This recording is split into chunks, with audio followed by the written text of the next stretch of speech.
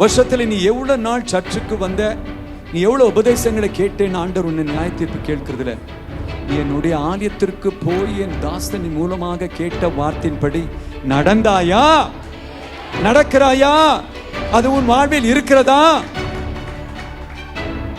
எதுக்கு முக்கியத்துவம் தரணும், அதுக்கு தரணும். சும்மெல்லாம் முக்கியத்துவம் தெரிந்து வாழ்க்கை வீணாக்கி கொள்ளாதீங்க. தேவன் எச்சரிக்கிறார், பேசிக் கொண்டிருக்கிறார். To what you have to give the importance, give importance.